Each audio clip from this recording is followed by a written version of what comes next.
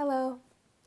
For a while I've been hearing about this book, The Five Love Languages, and it was just a few months ago that I sat down and actually read it and got extremely inspired by it. It's written by Gary Chapman. I definitely recommend you check it out, but this video this week is very much inspired by his words and suggestions.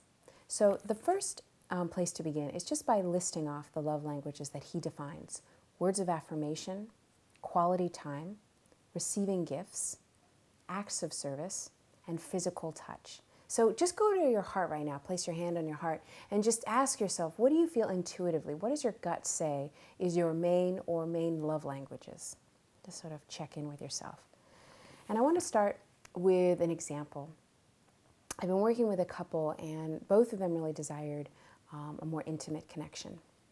What we identified was that they were loving each other in their main love languages, not necessarily the love languages of their partner. So the husband was brought up in a house that was very praised. So there's a lot of words of affirmation and love. That's how he got it from his mom, very much how he received love. She grew up in a home where her dad always brought her little gifts. And so what started happening was he was affirming her. She didn't really care. And she was looking to do anything but words of affirm, because that didn't really matter to her, so she didn't have any sense that would matter to him. And so she was trying to give to him in different ways that weren't really showing up for him as well. So when we identified their specific unique love languages, it was so cool. Because now she affirms him way more, and he shows up for her, and I gave them a little assignment of giving one gift a day, which really I could just see got them moving in a direction of just receiving and giving so much more love. And it was so sweet that she said, you don't have to get me expensive things. You can get me a blade of grass, and if it fits my, ring finger perfectly, I will love it, right? So really broadening the ideas on what gifts could be. Anyway, it was so rewarding to see the shifts that are continuing to happen in their marriage and benefit. And this can so often happen where we don't know how we want love, or we think that our sweetheart wants it in the same way, or we're just kind of confused on that. So this is a great place to begin to better understand that. So the first love language, as he defines, is words of affirmation. I'm going to give you some ideas here. Some of these are mine, some of these are his. So one, we keep a journal of how much you affirm, just to notice, what is it that you've got going? Are you affirming yourself and others a lot or little? Give one different compliment each day for 1 month. Learn to say I love you in different languages. Compliment in front of friends and family. Make affirmations through text and emails. Compliment what is being done routinely and normally, maybe without being necessarily recognized. Second one is quality time. Designate specific times just for you. Get a list of activities that you enjoy doing, and do one per month for the next 5 months. This can be great because sometimes with ourselves, right, we have things that we love doing, but we don't do it. So when we make a priority that we spend some time really showing up for ourselves, or spending up time showing up for our beloved, it can really blow things, just kind of shake things up in a really great way. Find an activity that they love, your beloved, that maybe you don't really love, and do that with them, just one per month for the next 5 months. Plan a weekend getaway. Identify a trip that you have really been wanting to take, either by yourself, with your family, with your beloved, and make a commitment that in the next year, you do it. Third love language is receiving gifts. So instead of doing 1 day of a birthday, try stretching it out for 12 days. Let nature be your guide.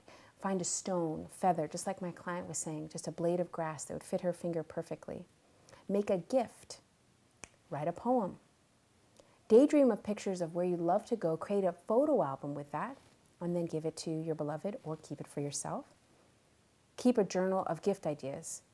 Give gifts during hard times, a rough day. Show up and give a gift.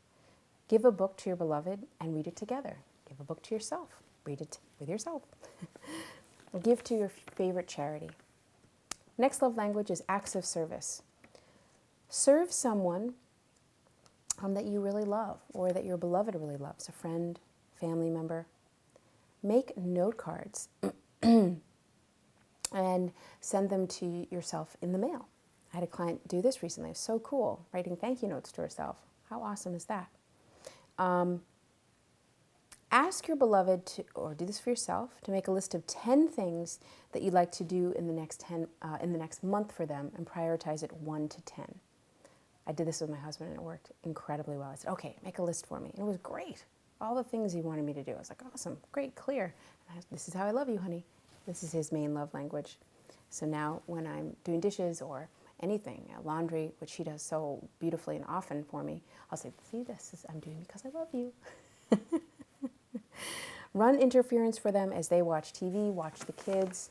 Let them take time for themselves to be with themselves. My husband and I have what I call woman cave and man cave. So we have 4 hours set aside each week where we get to go off and do an adventure with ourselves. And it's so great, so awesome. Final love language, physical touch. Hold hands walking around, walking to the car, walking around the kitchen. Do some butt grabs, hugs. Look for gifts that appeal to the tactile nature of your beloved or yourself. Cashmere sweaters, plush throw pillows, soft slippers. Hug a minimum of 5 times a day. Get massage. Start massage with your lover and see where it goes.